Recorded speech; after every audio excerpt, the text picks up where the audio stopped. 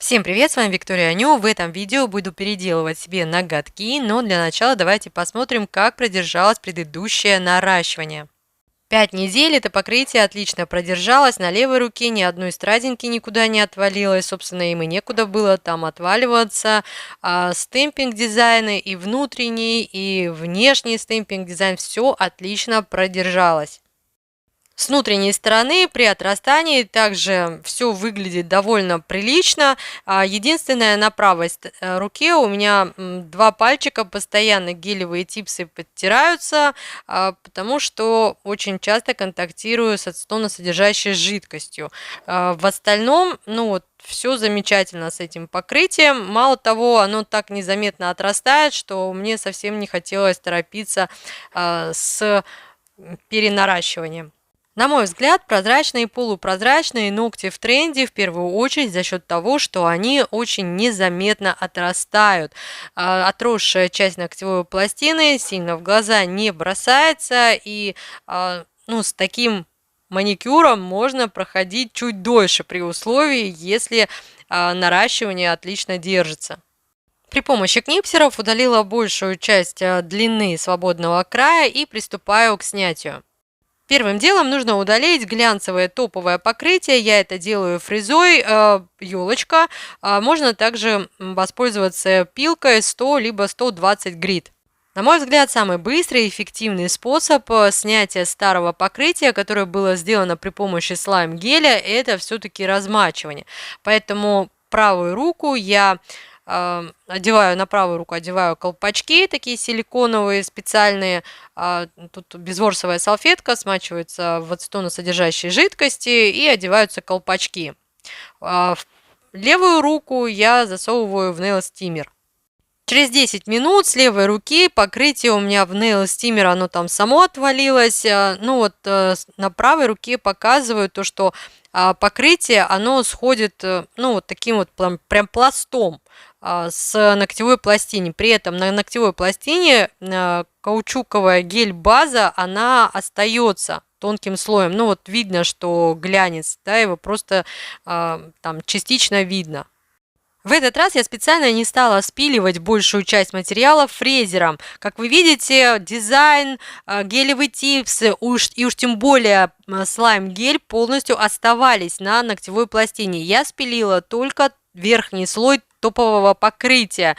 И вы можете сами наблюдать, как через 10 минут все это покрытие отлично сходит с ногтевой пластины.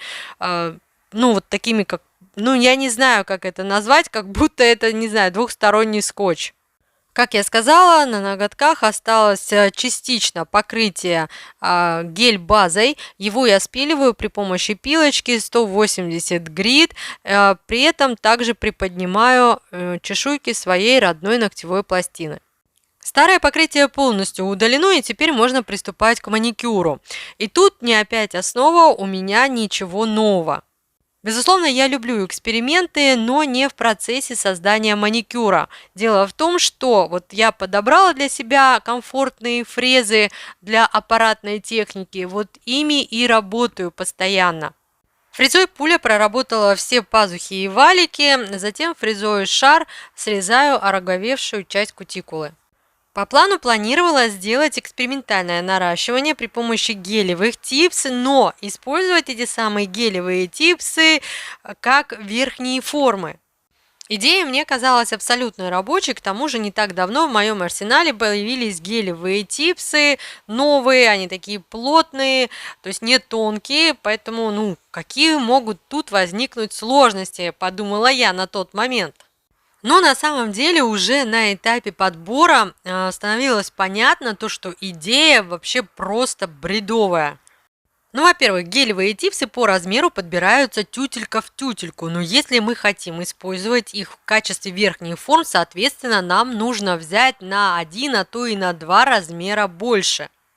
Так вот, далеко не во всех наборах гелевых типс нулевку можно найти именно для широких ногтевых пластин. Да, с мизинцами, с указательными, со средними, с безымянными пальцами с подбором проблем не возникнет. Но вот на большой пальчик найти гелевый типс на 2 размера больше. Ну, действительно, таких наборов очень мало.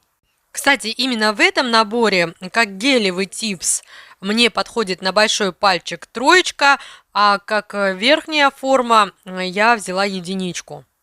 Ну и раз уж я собралась использовать гелевые типсы в качестве верхних форм, решила сделать какой-нибудь аквариумный дизайн.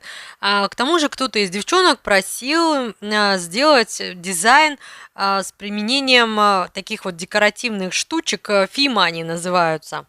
Следующий этап – выкладка слайм-геля в гелевые типсы, которые абсолютно никак не подготовлены. То есть, как вы видите, они гладкие. То есть я никаким ни обезжиривателем, ни ацетоном с внутренней стороны не проходилась. Почему? Потому что мы же будем использовать эти гелевые типсы как верхние формы, соответственно, нам нужно потом их снять. И тут я поняла, что слайм-гель просто-напросто не хочет цепляться за эту гладкую глянцевую поверхность. Я уже знаю свойства слайм-геля, поэтому немного помяла его между пальчиков. Он стал более пластичным, более липучим. И после этого я уже смогла выложить слайм-гель во внутреннюю площадь гелевых типс. Обратите внимание, выкладываю материал я, отступив где-то 1 мм от линии кутикулы. Ну и выкладываю Фима, точнее утапливаю в слайм-геле. У меня небольшой ассортимент этих Фима, и как-то, знаете, за все время у меня не возникало желания расширить этот ассортимент, потому что я даже не помню, использовала ли я хоть раз этот декор в дизайнах. Кто смотрел мое предыдущее наращивание, помнит, что я в принципе делала все плюс-минус то же самое. Вместо Фима я использовала стразы, но там я делала вот прям, ну, то есть гелевые типсы и использовала именно как гелевые типсы. Да, то есть как бы верхние формы использовала именно как верхние формы. Тут вот немножко задачность поменялась, но сам принцип, ну, остался тем же. То есть сначала я выкладываю тонким слоем слайм-гель, затем утапливаю в нем декор и затем делаю такую небольшую плюшку, которую вставляю дополнительно, ну, плюшку из слайм-геля, которую вставляю дополнительно именно в контактной зоне. Почему? Потому что Фима, соответственно, не будут держаться на ногтевой пластине, поэтому нам и нужна вот эта вот плюшка, которая бы закрывала ну, декор и, соответственно, в контактной зоне приставала бы уже к ногтевой пластине. Как вы понимаете, на тот момент все шло более или менее по плану, и я таким образом подготовила, сделала 5 заготовок, то есть на 5 ноготков. Ну и вот тот самый момент, когда последняя заготовка готова, и я такая думаю, ну, сейчас через 5 минут у меня уже будут нарощенные ноготки на одной руке, полностью, уже с готовым дизайном. Ну, вообще прям красота. Конечно же, я делаю подложку при помощи Latex Base от компании AS Art Studio, да, для защиты ноготков. Полимеризую в лампе и вперед наращивать! Ну вот совсем чуть-чуть еще осталось, просто после полимеризации базы удаляю дисперсионный слой. Ну и вот оно, наращивание гелевыми типсами, как верхними формами. Приставила под углом 45 градусов и теперь потихонечку опускаю гелевый типс так, чтобы у меня стали закрытыми точки вроста. Тут, в принципе, я вижу, что никаких сложностей не возникает. Слайм-гель никуда не вытекает, не выползает туда, куда не нужно. То есть, в принципе, все хорошо. Выравниваю по всем нужным мне параллелям и затем беру маленький такой ОФ-фонарик и прихватываю материал слайм-гель именно у линии кутикулы. Слегка фиксирую слайм-гель именно в этой части для того, чтобы уже, ну, можно сказать, долепить свободный край, так как весь излишек слайм-геля у меня вышел со стороны свободного края. Вот поэтому там его нужно распределить. И вот на этом этапе у меня начались небольшие сложности. Дело в том, что Фима сами по себе, они, пускай они не очень толстые, но они и не маленькие. Вот стразы, например, я брала мелкие стразы, и они очень легко распределялись, очень легко двигались. А Фима, они наслаиваются друг на друга, и из-за этого получается, ну, то есть где-то толще, где-то тоньше. И распределить их таким образом, чтобы они друг на друга не наслаивались, ну, не так легко, во всяком случае, в слайм-геле. В общем, кое-как я распределила все это дело, заполимеризовала и такая думаю, дай-ка я попробую снять этот гелевый типс. И вот тут у меня началась еще одна сложность, то есть гелевый типс никак не хотел отставать от слайм-геля. Причем слайм-гель я использовала именно для верхних форм. То есть тут вообще не должно возникать никаких сложностей. Вот дальше вы посмотрите, там верхние формы очень легко отстают от этого слайм-геля. А вот гелевая типса прилипошилась так, что было даже больно. Я даже немного поранилась вот этим острым пинцетом. Ну, в общем, на камеру, может быть, из-за того, что на камеру было, да, как-то сложно, но на самом деле я пробовала и за кадром снимать, и потом опять включала камеру. В общем, вот эти танцы с бубнами у меня продолжались, наверное, минут 15. То есть у меня уже начал болеть просто палец от того, что я туда-сюда как-то вот пыталась снять вот этот вот типс, да, то есть я там и кусачками зажимала, думаю, сейчас я подожму, там оно как-то отскочит, ничего подобного, никто никуда не собирался отскакивать. В итоге я деформировала этот гелевый типс со всех сторон, где только можно было. И вот он тот момент, когда все-таки он отскочил. И использовать его повторно невозможно, потому что у линии кутикулы там полностью весь он как бахрома. И у свободного края, в общем, поджат там, где не надо. В принципе, наращивание, да, оно получилось, но есть ли смысл, вот на самом деле, я вот смысла просто-напросто не вижу, потому что использовать повторно гелевый типс не получится. И вот тут я показываю, что если отрезать свободный край, то получается, что у нас очень, ну, открывается толщина из вот этих вот друг на друга наложенных фима. На тот момент я подумала, ну, подумаешь, первый блин комом, ничего страшного, я продолжила наращивать. Единственное, я старалась сделать так, чтобы, ну, вот, фима друг на друга меньше вот этих вот наложений было. И единственная проблема для меня была это именно снять гелевый типс, когда уже материал полностью заполимеризован. В итоге с внутренней стороны у меня получились очень толстые ноготки. Да, у свободного края я старалась сделать их как можно тоньше, и чтобы там не было фима. Но все равно вот эта толщина, лично мне, она на ощупь чувствовалась. Ну, по внешнему виду вы вообще незаметно это все дело, потому что тут прозрачный материал. Но я все равно эту толщину изнутри, я ее чувствовала.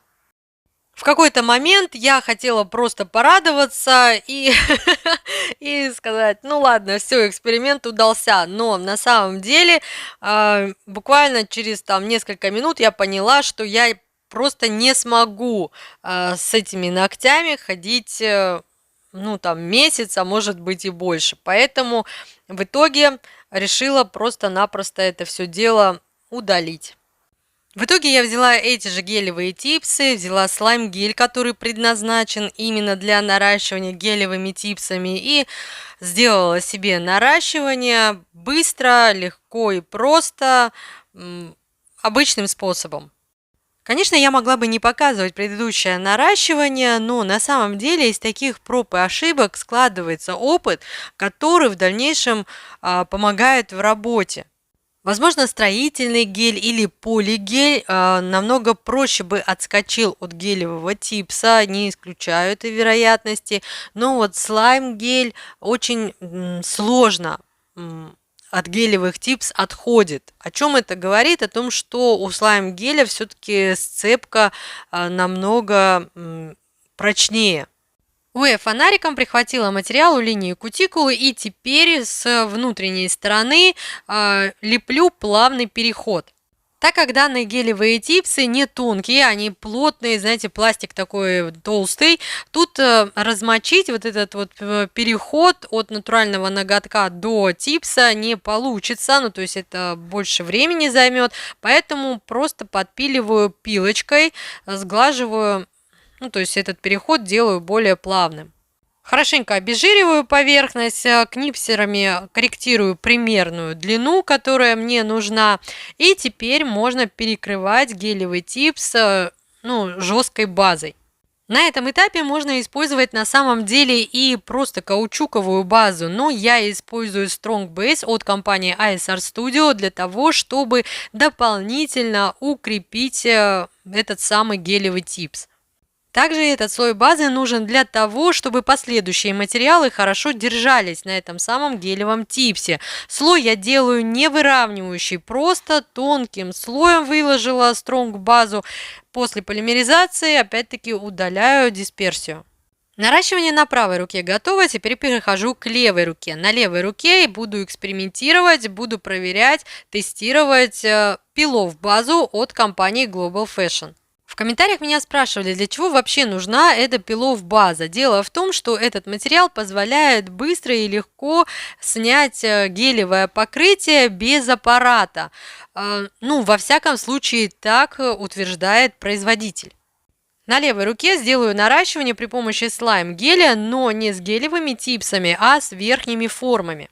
Верхние формы пайпы мне было очень интересно, возможно ли выложить слайм-гель в верхние формы, вот именно формы пайп, таким образом, чтобы с внутренней стороны ничего не опиливать, то есть на готовность практически. Верхние формы подбирала, как обычно, не как гелевые типсы тютелька в тютельку, а так, чтобы с обеих сторон был запас примерно по миллиметру.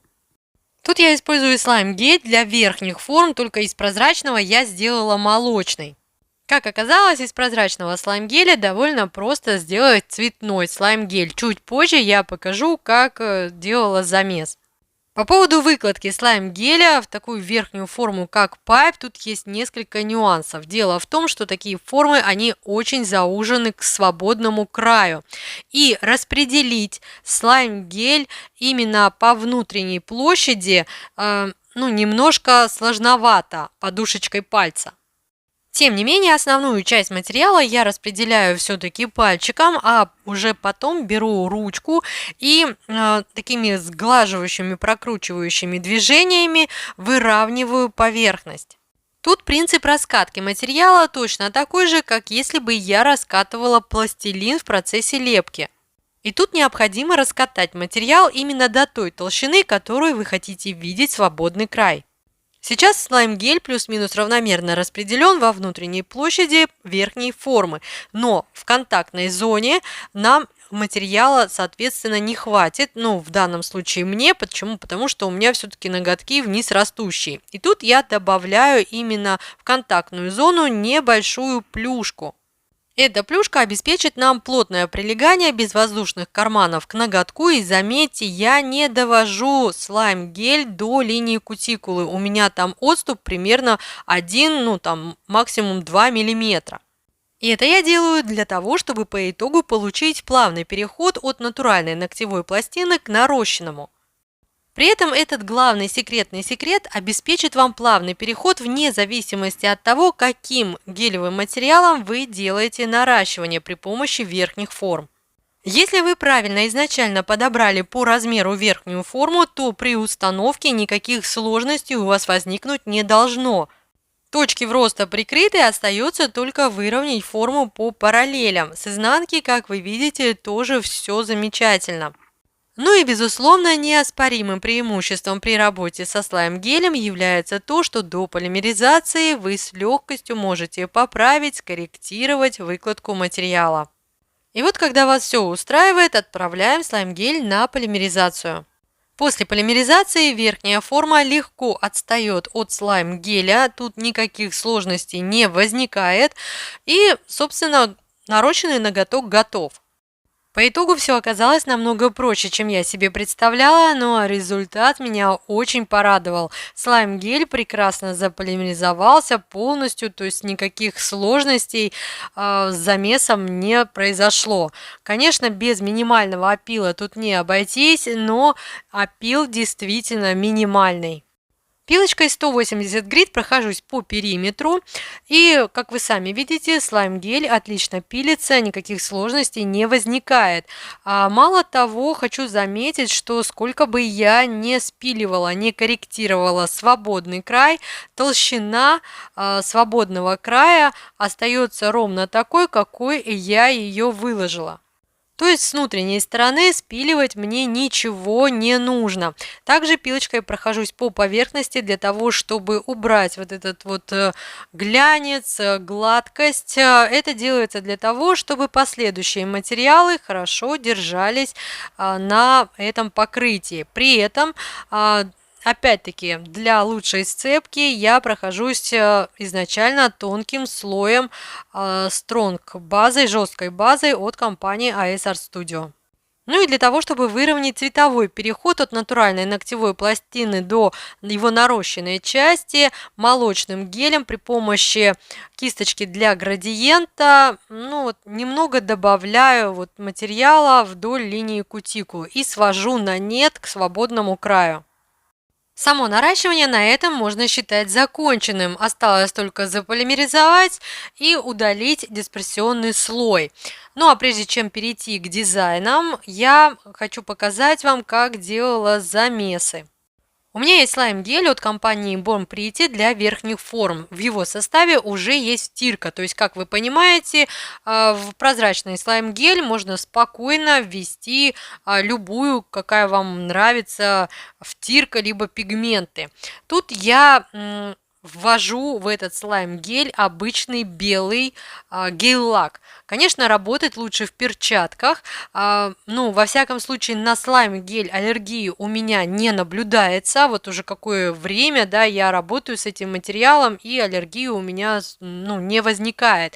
От гель-лака, в принципе, от компании AS Art Studio у меня тоже аллергии нет, но я немного подстраховалась и одела перчатки. К тому же консистенция у гель-лака жидкая, и рукам будет не очень приятно пальцем, да, поэтому в любом случае лучше, конечно, одеть перчатки. Но вы знаете, когда уже немного вы как пожамкали, да, помяли слайм-гель, довести, скажем так, до однородной массы все-таки уже проще без перчаток. Потому что слайм-гель, как вы знаете, чем больше вы его мнете, тем пластичнее он, в принципе, становится. Тут я ничего не ускоряю, не обрезаю, для того, чтобы вы видели и понимали то, что процесс, в принципе, не занимает много времени. Теперь я беру этот же слайм-гель, только буду вводить в него сухой, неоновый пигмент.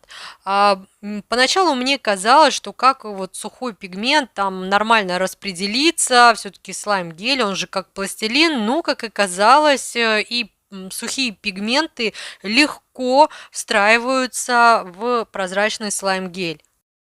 По соотношению тут где-то 1 к 5, 1 к 4, то есть одна часть цветного материала и 4 части, либо 5 частей слайм-геля.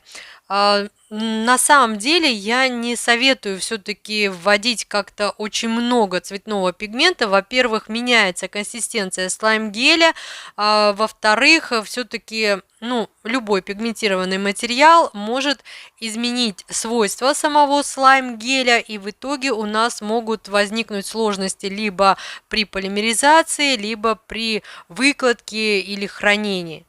Мало того, не забывайте, что слайм-гель мы все-таки выкладываем не совсем уж прям тонким слоем, поэтому особой плотности цвета тут в принципе и не нужно. Ну а растягивая слайм-гель, можно посмотреть, насколько равномерно распределился пигмент. И еще такой момент. Вот для верхних форм действительно хочется иметь слайм-гели различных цветов, так как верхние формы мы делаем сразу выкладку, и неплохо было бы, если бы сразу по итогу мы получали наращивание уже с готовым цветом. Но вот для гелевых типс, ну вот как-то, ну вот не возникает у меня потребности в различных цветных слайм-гелях. Сейчас на своих экранах вы видите слайм-гель, такой, знаете, немного жидковатый. В распаковке его показывала, делала даже наращивание с ним, и кто помнит, он, знаете, такой вот полупрозрачный. Поэтому, кстати, этот слайм-гель для гелевых типс. И сюда я добавила точно так же немного гель-лака, такого бежевого цвета. Точно есть в этом цвете белый пигмент, добавляю, и вот теперь он уж точно не будет таким вот полупрозрачным, и можно будет использовать его для френча. Все эти замесы я делаю не просто так. Дело в том, что меня попросили подготовить мастер-класс с таким дизайном, как френч на типсах, на готовность, и затем уже эти готовые типсы с френчем нарастить на свои ноготки. Так что я планирую следующее свое наращивание сделать в различных техниках этот дизайн и различными материалами. Ну, а я перехожу к дизайнам, так как в этот раз я делаю дизайны уже непосредственно на своих руках, то есть после того, как сделала наращивание. Тут, знаете, столкнулась с тем, что я отвыкла уже работать, скажем так, одной рукой, если можно так сказать. С пластиной для стемпинга я отпечатала рисунок. Это такие вот окна на пластине. Эта часть видео, как отпечатывала рисунок, у меня, к сожалению, почему-то не записалась. Ну, думаю, там ничего нового. И теперь при помощи акварельных гель-лаков раскрашиваю эти самые окна. Этот дизайн я делала в шортс-видео, и он мне очень понравился, но тут я допустила ошибку. Дело в том, что замес слайм-геля у меня был молочным, и мне казалось, что вот этой молочности достаточно для светлой подложки. Но акварельные гель-лаки, они все-таки на молочном цвете выглядят не так ярко, как они смотрятся на белой подложке. Ну а пока вы наблюдаете за процессом, хочу пригласить вас в закрытую группу Telegram. Там я публикую мастер-классы по вашим запросам, также видеоуроки по различным техникам стемпинга, также видеоуроки по созданию стемпинг-дизайнов. Ну и вы одними из первых сможете видеть те дизайны, которые я подготавливаю в своих шортс-видео. В общем, если у вас есть желание и возможность поддержать мое творчество, буду вам признательна. Ежемесячная подписка по цене маленького стаканчика кофе из кофейного аппарата, оплата через платформу Boosty, оплачиваете удобным для вас способом, в какой бы точке мира вы не находились. Подробная инструкция и ссылки будут в первом закрепленном комментарии. Ну а я тем временем перекрываю дизайн Crystal топом от компании Beauty Lux. Этот топ отлично себя зарекомендовал. Он даже через 4 недели глянцевое топовое покрытие выглядит вот прям как будто его только нанесли. На правой руке также будет дизайн с окнами, с пластиной для стемпинга. Отпечатываю рисунок черным лаком для стемпинга. Кстати, этот дизайн также я делала в шортс-видео, только там я раскрашивала в технике реверсивный стемпинг, а тут я буду раскрашивать в технике раскрашенный стемпинг теми же самыми акварельными гель-лаками. Тут я уже сделала подложку при помощи белого гель-лака, и за счет этого раскрашенный рисунок будет выглядеть намного ярче. Не знаю, почему я не стала делать эти дизайны на этапе подготовки типс, ведь на самом деле вот отпечатывать даже рисунки, ну там вот центровать, да, и раскрашивать намного проще просто на типсах, когда, то есть это просто типсы. На своих руках это уже, знаете, вот тут особенно, да, левой рукой раскрашивать, ну, было не совсем удобно, конечно же. Просто получается, что я в очередной раз убедилась в том, что основную часть дизайна проще, а главное быстрее делать именно на этапе подготовки до самого наращивания. Кстати, еще один немаловажный нюанс. Акварельные гель-лаки полимеризуются в специальных маникюрных лампах. После полимеризации они не требуют к себе какого-то дополнительного закрепления. Тут будет достаточно тонкого слоя гель-топа, причем действительно тонкого, потому что при раскрашивании дизайна какого-то существенного объема тут не создается. Почему я решила заострить ваше внимание на этом нюансе? Дело в том, что на форме пайп и на форме квадрат лишний объем может испортить визуально форму. Ну что ж, вот такие ноготки у меня в итоге получились. Мне понравились и верхние формы, и гелевые типсы. Я имею в виду по форме. К моим ноготкам они, на мой взгляд, отлично подошли. Большой пальчик я сделала покороче, потому что мне эта форма немного непривычна, скажем так. Ну, а вообще эта форма пайп, она, конечно же, эффектнее смотрится именно когда есть длина. С данными гелевыми типсами я действительно получила форму квадрат. Вы знаете, у меня есть другие гелевые типсы, так вот там по итогу получается не пойми что, а тут все в порядке. По поводу изнанок.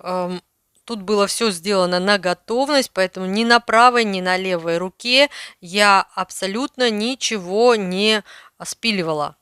По поводу пилов базы от Global Fashion мне самой интересно, сколько она продержится, но могу сказать следующее. На момент озвучивания моему наращиванию уже 2 недели, и пока что оно отлично держится. В любом случае, только время покажет, как в итоге продержится это наращивание.